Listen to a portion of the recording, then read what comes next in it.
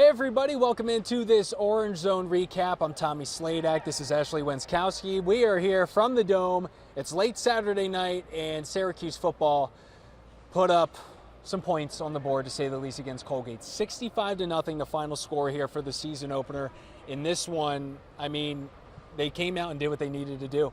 That's one way to put it, Tommy. There's one word that's in my mind following this game against Colgate here today, and it's just dominant. Syracuse dominated on offense, defense, just every side of the ball. Big time. And again, 65-0, your final score.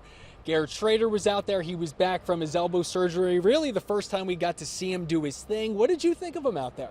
Well, this is something that we were very interested to see in the offseason and in fall camp, if Garrett Schrader was going to be 100%. Such a big piece of this team, and he certainly looked it here today. He went 18 for 24 passing, 257 yards in the air. He just looked phenomenal. Now, I know a lot of fans, and understandably so, I think you were up in the press box even saying, I swear if the starters are back out there in the third quarter, and sure enough, Garrett Schrader comes back out there and he shined a little bit of light on why that was. And let's just say he kind of had to put up a fight, I'm sure, with his coaches at halftime. He did. They ended the first half on that interception from Schrader. It wasn't pretty. Wasn't pretty. And he said post-game that is not how he wanted to leave this game. So he had to talk the coaches into leaving him in for that first drive in the second half. And he was thankful that he did. Yeah, I'm sure it would have been weighing on him for the next week. He's probably just mentally like, I need to take care of this, get it figured out. But from the start, let's just say the first few minutes definitely had me a little bit concerned for my 9-3 season prediction. It was a 3-and-out from the Syracuse offense. They allowed a first down, and it was like, holy smokes, why does this game feel 50-50? There were the corrections that we wanted to see, and all of a sudden, it was off to the races. And it was very much fitting to what we were expecting come into this, because it was a high-powered Syracuse offense. But I will say this, I was expecting Colgate to maybe have a trip or two down the field for a touchdown, possibly a field goal. And holy smokes, this Rocky Long defense, lights out. Lights out, Tommy. It was very apparent on the Syracuse offensive side of the ball that once they got started scoring, they just were not going to stop, and they didn't stop.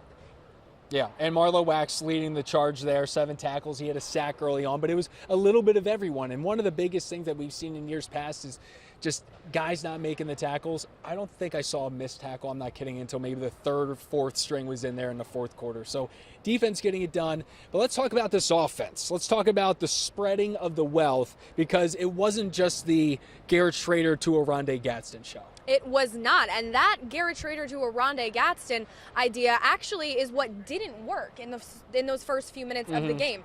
Now, of course, Gadsden, an all-ACC player last year, is going to have a target on his back for opposing defenses all season long. Right. But the Orange adjusted to that, and they got everybody involved. They got 3 different receivers involved right away in that first half: Damian Alford, Isaiah Jones, and then Gadsden towards the end of the half. And running back LaQuint Allen looked great as well. He did, yeah, like a sneaky, almost triple-digit game. I'm actually going to check that for you right now. I don't want to be wrong on this. LaQuint Allen, total yards. But yeah, it was 113 yards rushing. There you go, 113, and he had that touchdown. And I mean, you had 5 different running backs in there by the end of this one. So LaQuint very much did the first half, and he got out. In the very beginning, it did seem like the run blocking was a little bit shaky, but he just went and showed what he can do for this team on offense. And Joe Moore, I do want to make a mention of that, was expected to start at right guard, if I'm not mistaken, transferring from Richmond. Babers let us know that the reason he was in a boot, his ankle got rolled on in practice. So he's like, the goal was for him to be back next week, possibly even for the Purdue game in week 3. So something we'll be keeping an eye on. But other than that, it just, just to take the first name of the defensive coordinator, it was rock solid. It was. They did what they needed to do. It was. Your game prediction was what, like in the 40s, right? I think I conservatively went 38-10 earlier in the week, and then when we filmed Orange Zone, I changed a little bit. I think 42-10, but they just blew us out of the water. I know. I think I had 52-10, but again, 0 up on the board. They got it done, needed what they needed to do. Your main takeaway before we look ahead to Western Michigan, we do have an episode coming up in a few days. My main takeaway from this one is how different this team is going to be if the offense is as truly as multifaceted as we saw today. Another takeaway that I had on Garrett Schrader, aside from him looking 100%, looking to spread the wealth, coming out of the pocket, when he's escaping the pressure, was looking deep. He was looking downfield, and that's something he didn't do last year. He was really eager to run the ball himself. We saw it on that Isaiah Jones 44-yard pass touchdown in the second quarter. He's looking deep, and he's looking to throw the ball, and that's something that could be a major difference. That is absolutely something I noticed down here on the field, too. And a part of that, I do wonder, was his coaches saying to him, don't you be getting hit. Make sure you're sliding. We saw that from Gadsden as well. But ultimately, I think we learned something where even if he was doing that because he didn't want to be running, his coaches told him not to do that, his vision downfield was great. Love the touchdown on Isaiah Jones. And if you're a Syracuse fan, you got to be pretty happy with that one. They got the big check mark. It's going to be a little bit of a tougher test, I'm expecting, next week with Western Michigan. They beat St. Francis in their opener. So tougher test, but should be a game where we're going to be getting into the weeds with it. We'll have another episode previewing that whole